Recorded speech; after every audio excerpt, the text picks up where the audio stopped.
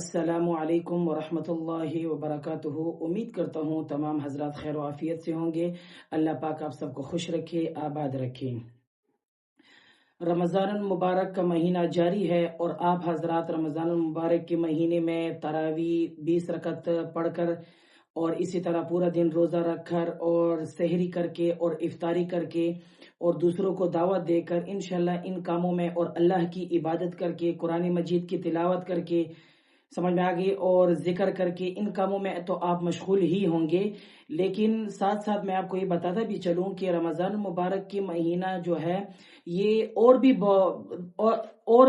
بہت ہی برکتوں والا مہینہ ہے۔ وہ کس لحاظ سے کہ اس پورے مہینے میں اگر میں کہوں تو یہ ہو سکتا ہے کم ہو کہ تقریباً 4 سے 5 ہمارے صحابہ کرام ایسے ہستیاں صحابہ کرام کی کہ جو اس ماہ رمضان المبارک کے مہینے میں ہی جو فوت ہو چکے ہیں، یعنی اس دنیا سے چلے گئے ہیں۔ ان میں آ جاتا ہے سب سے پہلے 3 رمضان مبارک جو گزر چکا، 3 رمضان مبارک سیدنا حضرت فاطمۃ الزہرا رضی اللہ تعالی عنہا جو نبی علیہ الصلوۃ والسلام کی سب سے لاڈلی بیٹی بھی تھی اور نبی علیہ الصلوۃ والسلام نے جن کو جنت کی بشارت بھی عطا فرمائی، اور ان کے بیٹوں کو یعنی نبی علیہ الصلوۃ والسلام کے نواسے سیدنا حضرت حسن سیدنا حضرت حسین رضی اللہ تعالی عنہ کو نوجوانوں کا سردار قرار دیا، اور حضرت فاطمہ رضی اللہ تعالی عنہ کا نکاح حضرت علی المرتضی شیر خدا رضی اللہ تعالی عنہ سے ہوا۔ تو یہ کچھ داستان ہیں جو 3 رمضان مبارک کو بیان کرنی تھی اور آپ لوگوں نے سن بھی چکے ہوں گے۔ آج ہے ایک ایسی ہستی جو نبی علیہ الصلوۃ والسلام کی سب سے زیادہ چاہنے والی، نبی علیہ الصلوۃ والسلام نے جن کے ساتھ سب سے پہلے وقت گزارا، اور جیسی ہی نبی علیہ الصلوۃ والسلام جوان ہوئے 25 سال کی عمر میں سب سے پہلے نبی علیہ الصلوۃ والسلام کا جن کے ساتھ نکاح ہوا، میرے مراد حضرت سیدنا خدیجۃ الکبریٰ رضی اللہ تعالی عنہا ہے۔ حضرت خدیجۃ الکبریٰ رضی اللہ تعالی عنہا کی یوم وفات 10 رمضان مبارک کو ہے۔ 10 رمضان مبارک کو حضرت سیدنا خدیجہ رضی اللہ تعالی عنہا کی یوم وفات ہے۔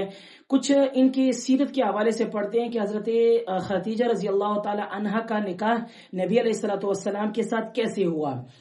بات کچھ اس طرح تھی کہ نبی علیہ الصلوۃ والسلام جب جوان ہوئے تو ملک شام کی طرف ان کا پہلا سفر تھا۔ جب وہاں پر جا رہے تھے تو حضرت خدیجہ رضی اللہ تعالی عنہا جو تھی بڑی ہی پاک دامن قسم کی عورت تھی، اور ان کے پہلے 2 خاوند سے ان کا یعنی شادی ہو چکی تھی، اور یہ پھر اس وقت یعنی بیوہ تھی۔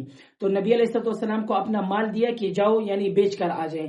تو نبی علیہ الصلوۃ والسلام کے ساتھ حضرت خدیجہ رضی اللہ تعالی عنہا کا ایک غلام بھی گیا۔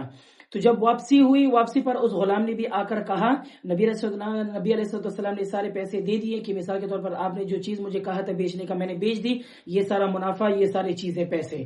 تو اس کی گواہی جب یہ کام حضرت خدیجہ رضی اللہ تعالی عنہا نے دیکھا نا کہ نبی علیہ الصلوۃ والسلام کے، تو حضرت خدیجہ رضی اللہ تعالی عنہا کو نبی علیہ الصلوۃ والسلام کی اس اخلاق سے بہت متاثر ہوئی، اور اس کے غلام نے بھی گواہی دی کہ واقعی نبی علیہ الصلوۃ والسلام جیسی شخصیت میں نے کسی کو بھی نہیں دیکھا۔ پھر جا کر حضرت خدیجہ رضی اللہ تعالی عنہا نے نکاح کا پیغام دیا، پھر جناب ابو طالب نے نکاح پڑھایا نبی علیہ الصلوۃ والسلام کے ساتھ۔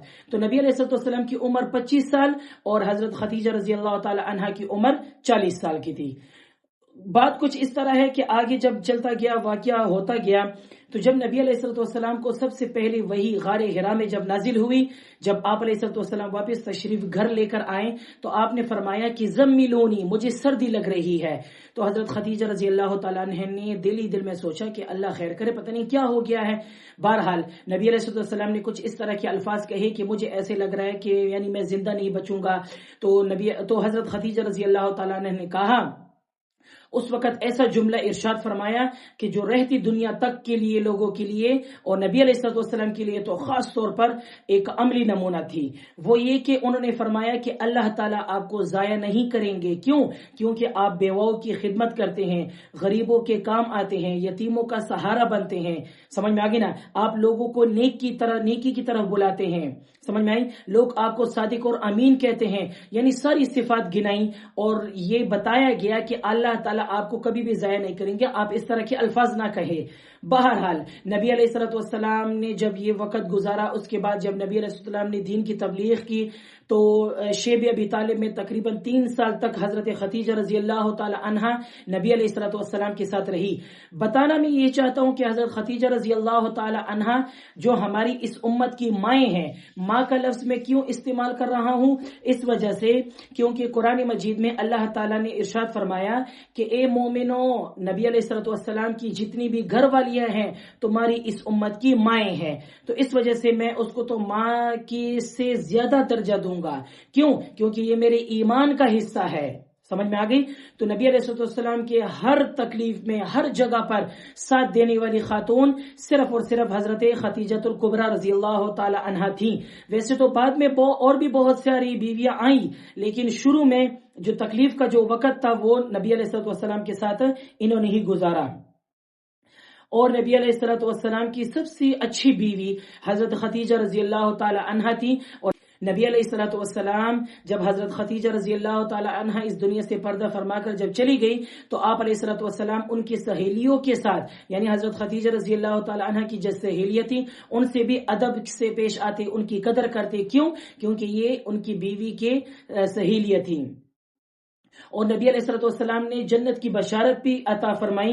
حضرت جبرائیل علیہ الصلوۃ والسلام ایک مرتبہ آئے اور کہا کہ حضرت خدیجہ رضی اللہ تعالیٰ جنت میں ایک ایسا محل کی خوشخبری سنا دیں کہ جہاں پر نہ کوئی شور ہوگا، نہ کوئی اس کو تکلیف ہوگی۔ یہ اعزاز صرف اللہ تعالیٰ اپنے خاص بندوں کو نصیب فرماتا ہے، اور ان خاص بندوں میں حضرت خدیجہ رضی اللہ تعالی عنہا بھی سہر فہرست تھیں۔ ہمارے لیے بھی یہ سبق بنتا ہے کہ ہم بھی حضرت خدیجہ رضی اللہ تعالی عنہا کی طرح زندگی گزاریں۔ انہوں نے جیسے ایمان عمل کا نام ہے، دین قربانی مانگتا ہے، اور عورت کا کردار اسلام میں نہایت بلند ہے۔ میری بھی جتنی بھی بہنیں ہیں سننے والی ہیں یا عورتیں سننے والی ہیں، ان سے میری گزارش ہے کہ صحابیات کے واقعات کو آپ ذرا پڑھیں، آپ کو اندازہ ہو جائے گا کہ ہماری جو صحابیات ہیں انہوں نے کیسی زندگی گزاری، ان کے نام آج تک کیسے زندہ ہیں۔